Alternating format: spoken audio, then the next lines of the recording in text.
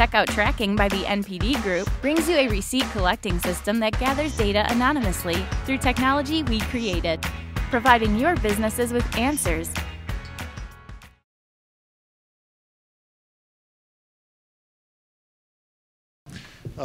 Thank you, Igor, and thank you for coming. To set context, as Igor mentioned, I've participated in over 50 financings in 11 years, in which case game financing has changed dramatically. Exits have included Playdom, which was sold to Disney for $700 million, PlaySpan, which was sold to Visa for over $200 million. Several of my interests were sold to Facebook and Twitter, and those stocks obviously have turned into currency on the market. The territories I cover include North America, which is my main base of operations. I'm based in New York. I deal with a number of Western European companies and Eastern Asia, but only Chinese, Japanese, and Korean companies so far. In preparing this talk, I consulted with several of the top 5 returning investors in both North America and Europe. Mitch Lasky of Benchmark, who exited Riot, League of Legends, and Gaikai. Rick Thompson, who, in addition to Playdom, did Funzio. Klaus Kirsting, who's done Gameforge, and Jari Ovaskainen, who is the first investor in Supercell. So, we hear a lot. I'm going to try and give you a different perspective, not how you're told to approach investors, but what drives investors, what they're thinking and what their victory conditions are, so you can understand who you're negotiating with when you're asking to invest money into you and your company. First off, people started saying last year that VCs were not investing in game companies. That's simply not true. Equity investment in game companies reached an all-time peak in the last year, 2 years. It's slightly off the peak when I gave a golden age of investment talk in Amsterdam in February this year. But in the West, we have never seen more money flowing into game investments. It's just from, sorry, thank you, Sasha. We have never seen more money flowing into game companies. It is not necessarily from traditional sources. Game investment in China, which we will not discuss much here, is at levels that are, I think the technical term is insane, and it's starting to spill over to these shores. But there is a level of investment in China that on per capita is much higher than we see here in the West. The composition of the investor lineup has changed, and we will review it. I will review each of the ones so you can understand what the pros and cons are for. Understanding the investor types and what motivates them is important for getting the investment and also for getting an investment that you can live with. Because as John Doerr, the famous venture capitalist from Kleiner Perkins and perhaps the best performing investor of his generation, he or Michael Moritz, said, when you take money, you are entering into a long-term partnership and you need to understand who you're going to be marrying to and bringing into your company. So this survey covers modern games investors, their incentive structures, and how they perceive the game business. So let's talk about criteria for games investment. Professional investors, including venture capitalists, are mostly in the risk reduction business. They are, in that case, with a very few exceptions, the highest flying venture firms, they are trying to make sure that they're not going to lose money is one of their top priorities. They will tell you that they're looking for home runs, they will looking for 10x business, but they have to answer to their limited partners who want to know that they're not making a bunch of shitty investments. The thing that causes companies to fail the most often is when the investors' goals and the company's goals are not aligned. I say it's a recipe for tears and critically a failure, but one thing to start with is most investors are making multiple investments. So you are part of a portfolio strategy. So you're one of, let's say, 10 or 20 or 30 investments. So from their perspective, you're a diversified risk. But from your perspective, all your eggs in one basket, the company. Games ROI is perceived as high risk, winner take all. Very few winners, and the winners win big. Everyone else tends to lose. That's why so many VCs are a bit negative about games. So the received wisdom is a hits-driven business, which is certainly true on the publishing side, but it is not necessarily true on the picks and shovels side, which we'll discuss a little bit later. Zynga and King are the recent Western bellwethers. Zynga's precipitous drop in the marketplace did dampen people's appetite for investments. King's okay performance. King is, by the way, a great business, but as a stock, they are still, they basically settled below their offering price. So to investors, they are not, to public investors, they're not as attractive. The attractive thing about games to investors is they are relatively capital light before returns are delivered. By contrast, let's say a chip company costs huge amounts of money before you ever find out whether you have a business. Strategic value is generally a IR game changer. That's why strategic investors are now the most active in the field. And the reason why games continue to attract capital, despite being on surface unattractive, is that it's the highest growth mass entertainment medium. It's very hard to ignore a $70 billion global business. So most companies, unless they've decided not to be in consumer facing, will look at games and will occasionally make an investment in games, saying that after saying we don't normally do it. It is also the one that, unlike music, books, and movies, has had the least digital transition issues. So let's cover a couple of the ones. The strategic investors usually manifest as game publishers. So Nexon, Tencent, Electronic Arts are all game publishers. They can also be IP holders. I mean, Warner Brothers is a mix between the two because it is both a publisher and an IP holder, and those groups are not the same. The pros on this are they give you distribution. In other words, they are able to get a title out there and to launch it. However, sometimes the most active investors, corporate investors, are the ones who are poor performers in distribution or are actually shitty distributors because they are the most desperate because they've screwed up. They need new titles. So one thing to consider from the start is usually if you're going to, I'll name Nexon because they're very good. They're a fairly well-run company and they do well. But if you go with, and forgive me, I'm not going to name some of the who are the poor performers because I have to do business with these guys. But one of the first things you need to find out before you take money from a strategic investor and give up and commit to the publishing rights is whether or not they distribute well in the territories you are selling to them. Because a lot of the deals are, I will trade equity capital in return for the ability to distribute you in, let's say, China or something that is not your home territory. They can give you business development and service resources. In other words, they are in the business. They can provide you with all the things you need to run games as a service. Some of them can produce IP. Warner Brothers, obviously, in theory, could give you the attachment to Batman. And of course, they give you money. Now the cons. They are, the equity interests are hugely misaligned. The publisher's first priority is to get titles, ideally hits. And the second priority is to fill out their product line. That is their core business.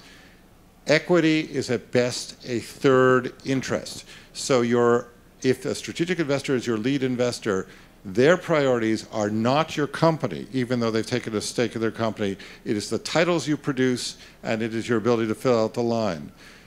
By significant and pervasive completion risk, there was a good discussion at the panel I was on at 12 noon, but let me just give you something.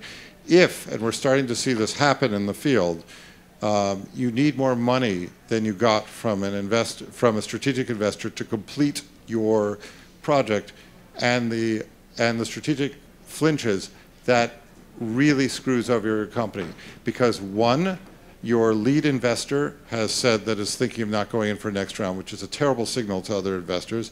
And two, your publisher is signaling that it has doubts in your title.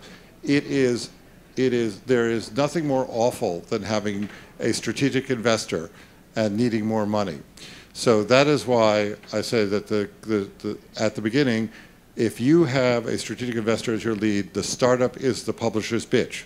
There's a very simple solution. Deliver a hit. Then they want you, and they probably negotiated things. There's a little bit of time lapse between when you're their bitch to getting the hit, but essentially that is the bet that you're making. So strategic investors are the most, in the West, they are the most common form of multi-million to tens of millions of dollars investments going right now. If you want to confirm that anecdotally, I would suggest you read GamesBeat at venturebeat.com, where Dean is the hardest working man in games journalism.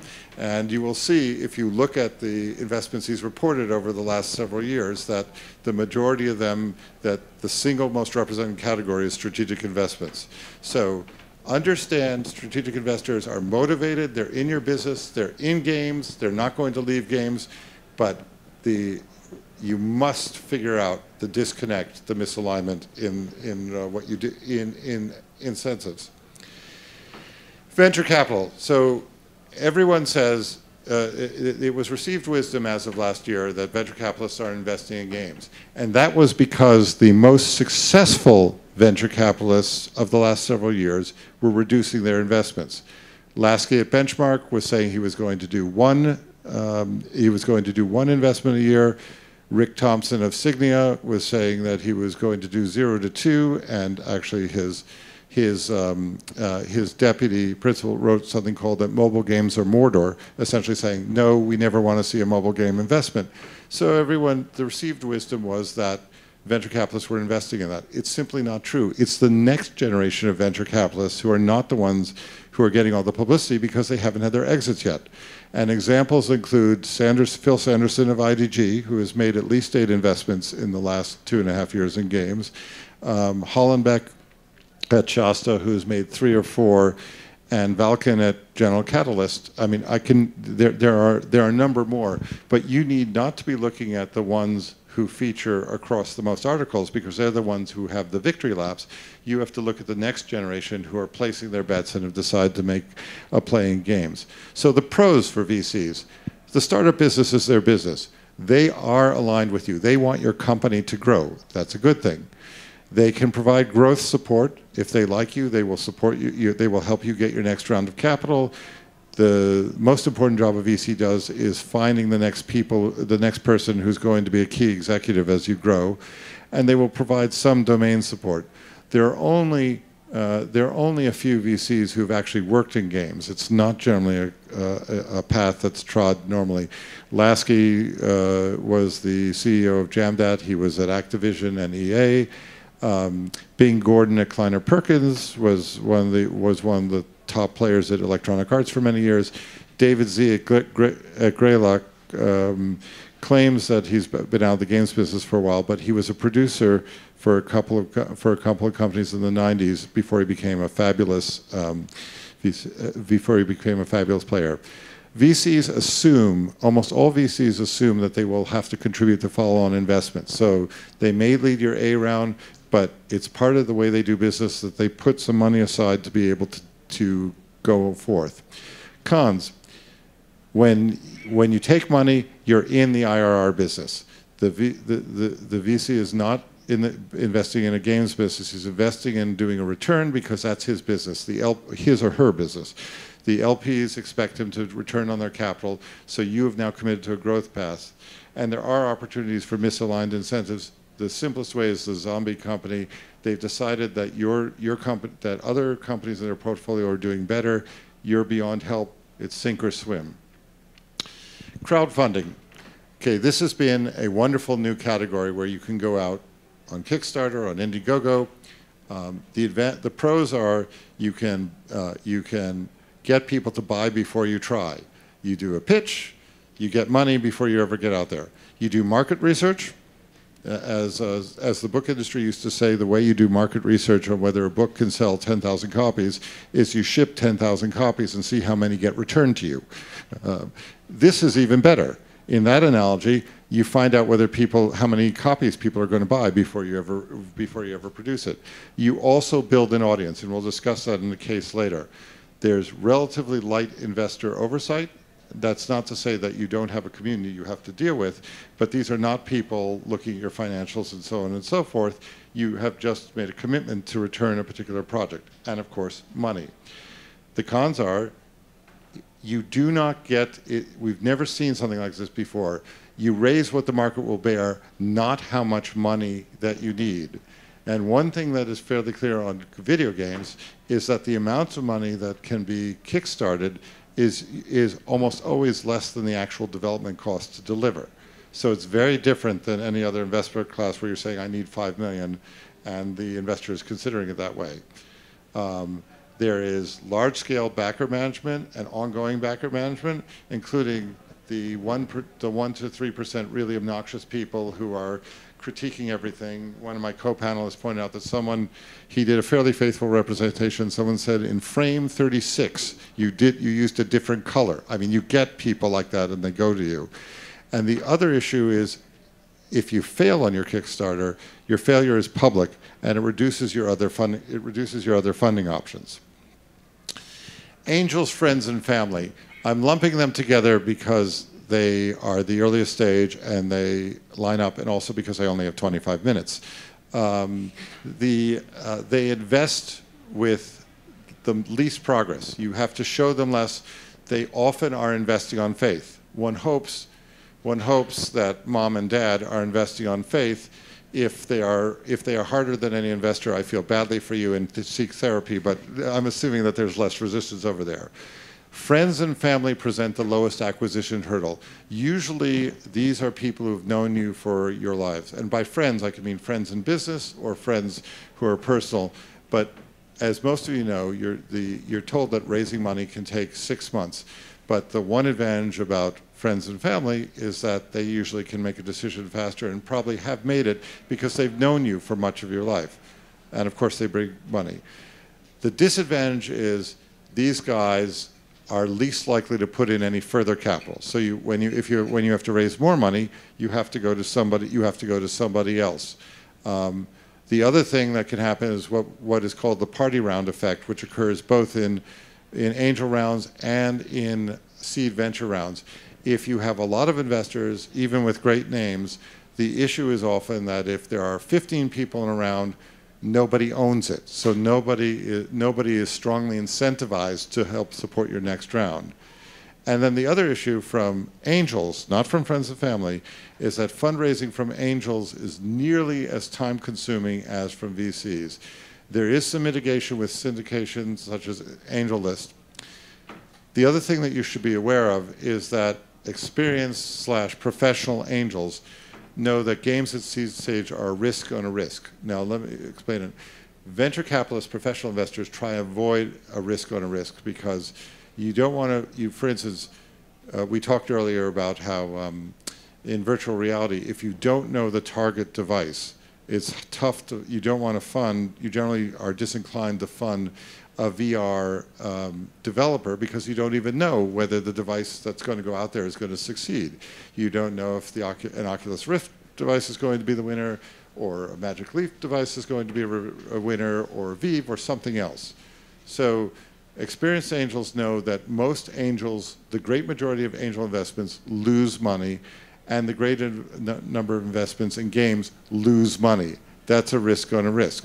The good news is the experienced angel investor who wants to do it may be doing it because they want to invest in money.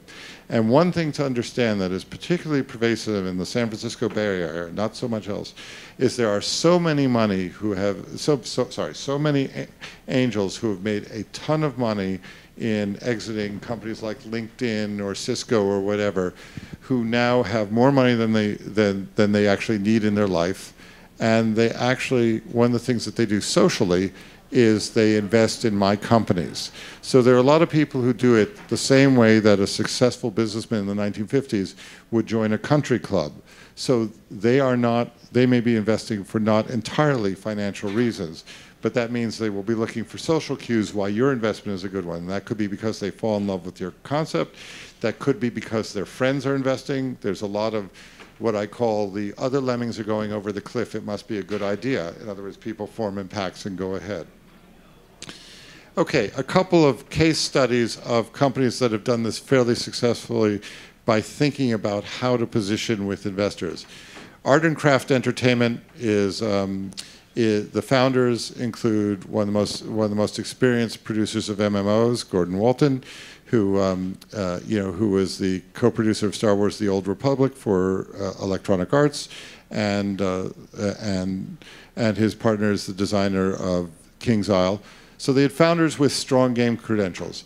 They were in a poor game investment geography, and they knew it. They were in Austin, and unlike many companies, they were not willing to move to San Francisco, which eliminated a set of San Francisco or another place that would be convenient. So it eliminated investors.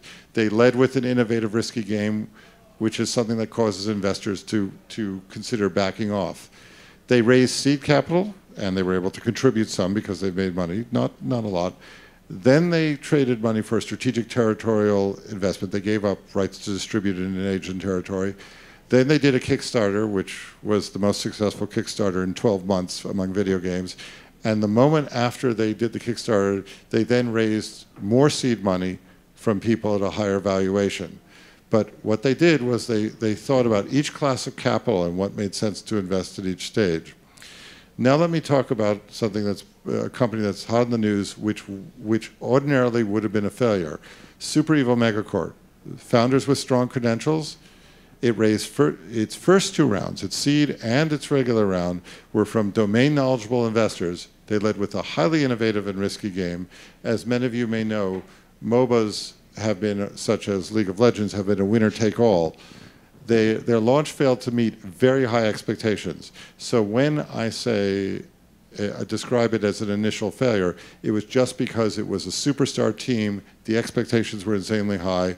They did not achieve what the market expectations and the funding did. They did 2 things right. They got a superstar game investor and operator in Christian Segerstral, who has twice had multi-$100 million investments, and he joined the company. They turned the innovative game into a hot market opportunity, which is an esports play, and this led to a $26 million raise. This is the exception, not the rule.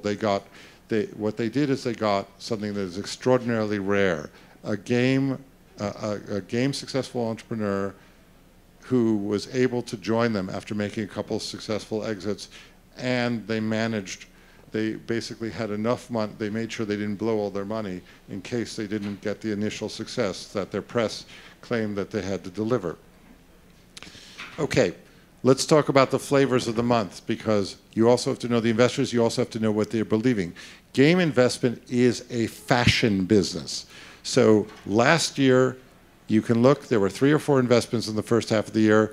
It was the same thing. One Finnish person with mobile game chops, ideally out of Rovio or Supercell or Habbo, together with one US game veteran who had succeeded in the US or Canada game veteran, and that was last year's fashion. There were several investments of those. Right now, you can argue that because Finland has become a self-sustaining investment ecosystem because there's so much money there, they don't need it anymore, but that was what happened. This year, it's super groups.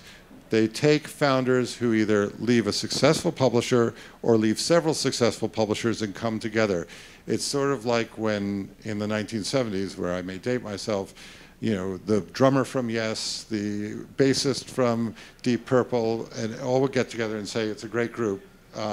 That is the fashion this year. It's not fair. So if you are a capable, If you are a capable team that has been developing mobile games and you've produced middle-of-the-road titles and are generally inching up the charts, you are less likely to get financing than a team coming together for the first time. The reason is that professional investors want to look, can you succeed greatly? And a company that's had middling results, even top 100 results, is harder to project. When you produce 0 revenues, it's easier to project zillions of dollars of revenues. When you've delivered a track record of middle titles, it's harder to convince you to make the leap of faith. It's not fair. It's the way people perceive things. People look for silver bullets. 2 years ago, it was mid-core games. Mid-core games, you could get more money from the customers. You can't get much money from casual games. Everyone did mid-core. Then, of course, Candy Crush Saga became, an extraordinary grocer, so people realized it. Then it became the pyramid of success is steep, so you have to be in the top 100. I'm now hearing VCs and investors say you have to be in the top 50 or bust. Each individual investor classes have their own preferences in flavors of investment. The VCs like picks and shovels, that is, things that serve the industry, platforms, tools, analytics players, because they're not hits driven. They prefer blue ocean. It is easier for a VC to invest in esports or virtual reality. There are some issues with virtual reality, but I'm going to use an example because they see that some company is going to win big. It may not be your company, but they have to convince themselves of that. And the last consideration is games, even though VCs invest in it, for very few people, it is a sector in which VCs have domain knowledge. There are exceptions I mentioned. Crowdfunding, unfortunately, the bias is going towards great titles of your youth. Titles that were popular in the 90s, titles that were popular in 2000 being rebooted because the people who love playing those games have gotten older and now have access to assets and can back it, and it's a semi-known property.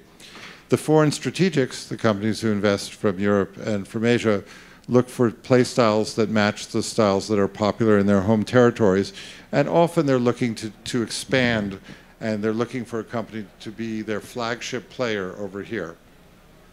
Okay, so some short takeaways. The great news is that there's a ton of money out there for games.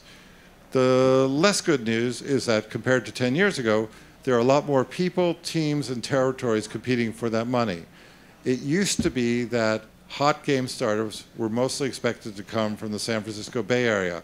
But now major players come from exotic places, like Finland and Vietnam and so on. And so the good news is there's a lot more money for you guys. The bad news is that people who were cut off because they didn't have the good fortune to grow and have a contact network in San Francisco or maybe Seattle now can actually get it because this has become a global business. You must understand investor incentives. The investors are going to tell you what they can bring to the party. They're not going to tell you how they're thinking about how to avoid failure with you, what their responsibilities are to their LPs. That's if you're someone they may want to invest in, they're going to tell you why you want them, not what's driving, not all the problems that they have to deal with internally. Understand the current received wisdom for games investment. You come to a conference like this, if you find someone who you think is knowledgeable speakers and so on, try and pull them off in conversation and say what's really going on. But the most important thing you need to understand is you're in the game business, they're in the finance business. They are not doing what you're doing. Make great games and the money should follow. It's not a guarantee, but it is the most successful. You have to understand that you have to do well at your business because they have to do well at the finance business. So do well at games rather than trying to master the fundraising game. Thank you very much.